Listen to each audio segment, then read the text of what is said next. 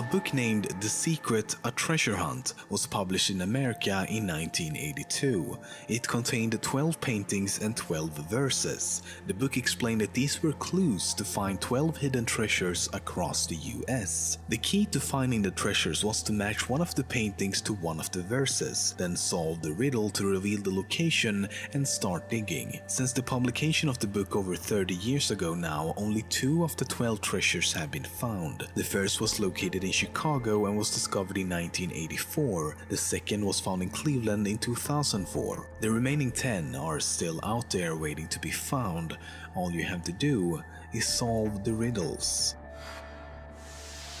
You can't really make a video about unsolved mysteries without covering some of the greatest mysteries of them all: UFOs. One of the most well-documented or at least observed cases is the phenomenon called Hessdalen Lights in Norway.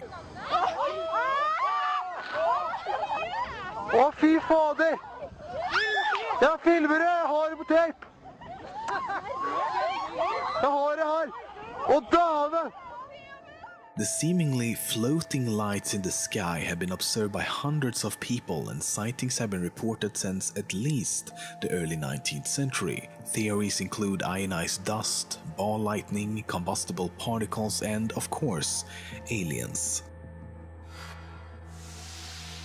Shelley Miscavige is, or maybe was, the wife of Scientology leader David Miscavige. For decades, Shelley has been a sort of first lady of Scientology, always by David's side during virtually every meeting, every trip, every photo op. Sometime in 2007, she, for unknown reasons, decided to carry out a few executive decisions without David's okay. In August that year, after attending her father's funeral, she vanished without a trace. The Church of Scientology denies that she's missing and states that she's working for the church out of the public eye, though they refuse to reveal her current location to both the public and her close friends. Former members have said that when they asked about her, their questions were quickly ignored or otherwise avoided. A missing persons report was filed in 2013, but it was quickly closed and classified as unfounded. Shelley Miscavige haven't been seen or heard of for over 7 years now. In 1949, geologist Vadim Kolpakov set off on an expedition to Siberia.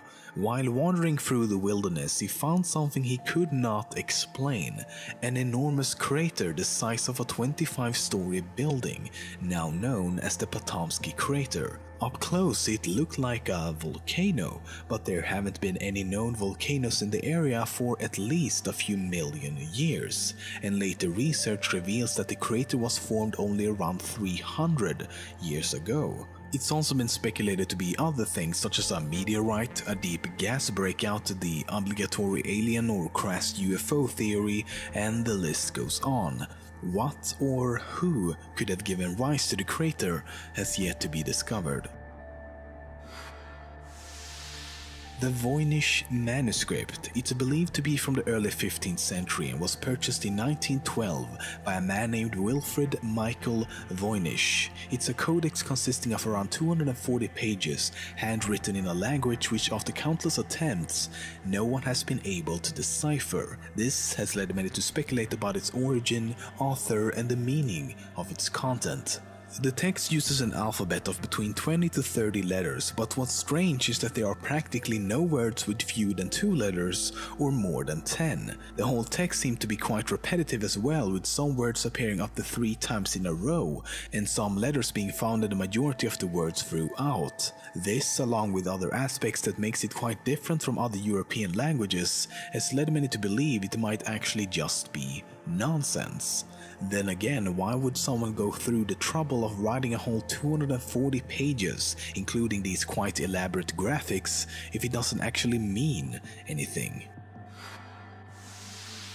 In 1900, only living souls on this small Scottish island were three lighthouse keepers named Thomas Marshall, James Duckett, and William MacArthur. The day after Christmas, a supply ship arrived at the island, but to the crew's surprise, there were no one at the dock waiting for them. They tried blowing the ship's horn and sent up a flare, but there was still no activity on the island. They eventually went to investigate. As they climbed the stairs leading up to the lighthouse, they noticed that two of the three waterproof jackets, usually kept in the hall, were missing. Reaching the kitchen, they found the remains of a meal and a chair laying on the floor as if someone had left in a hurry.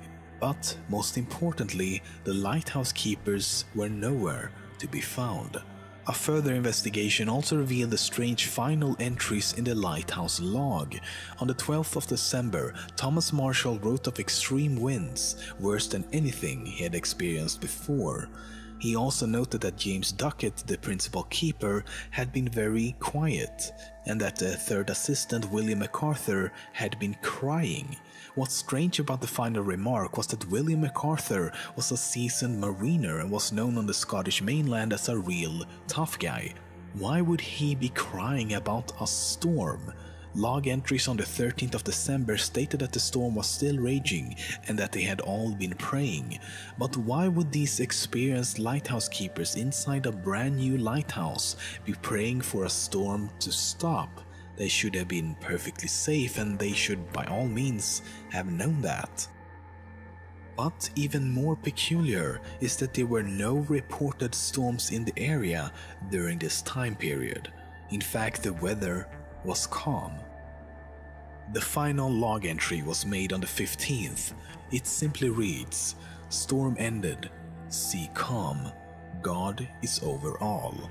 The most accepted theory is that all three men were somehow swallowed by the sea, never to be seen again.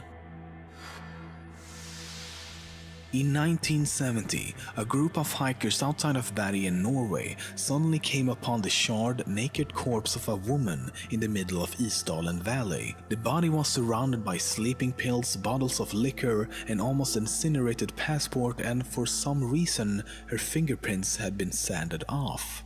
She was later linked to a pair of suitcases found at the train station, but all the labels in her clothes had been removed. They also found 500 German marks and a diary with coded entries. It was eventually discovered that the woman had traveled throughout Europe using different fake names, and several witnesses reported that she had used different wigs, changed hotel frequently, and spoke multiple languages. The woman's identity remains unknown, but it's generally presumed that the Isdal woman must have been some sort of spy. UVB-76, also known as the buzzer, is a shortwave radio station that broadcasts a short, monotonous buzz tone, repeating at a rate of approximately 25 tones per minute, 24 hours a day.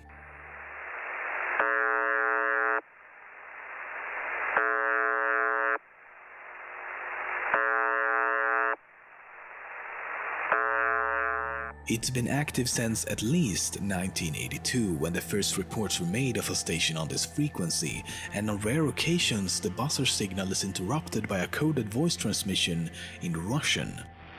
Михаил, Дмитрий, Женя, Борис. Михаил, Дмитрий, Женя, Борис. Its origin has also been traced to Russia, but its actual purpose remains a mystery. The most reasonable theory is that the station is used for some kind of military purpose, and occasionally distant conversations and other background noises have been heard behind the buzzer. Алло, сейчас не слышу. Да я не знаю, что только что... Господи, куда? Кто там сегодня? Ну, да, все понял, я не знаю. Понятно. Алло, и что делать? Опять их вызвать? And keep in mind, it takes a lot of power to constantly transmit a signal, especially when it's been running for over 30 years. So there must be a very good reason why the sound is so important that it warrants this kind of investment. In the 1880s, the body of a young woman was found floating in a river in Paris. Police quickly pulled the body out of the water and sent it to the coroner. When the coroner received it, he for some reason decided to make a plaster mold out of her face. Random customers at the mold shop took notice of the piece, and soon copies of the anonymous dead girl's face were being mass-produced. The copies became a fashionable, morbid fixture, and the mass quickly spread across Europe. Fast forward a couple of decades and a Norwegian toy maker decides to create the world's first CPR test dummy.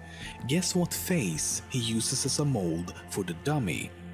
Yeah, because why the fuck not? Every single one of those CPR dummies manufactured since has had her face, which means that if you've ever had to take CPR training, you have wrapped your lips around the mouth of a 130-year-old dead girl, who by the way was no more than 16 years old when she died. To this day, nobody has any idea who she was.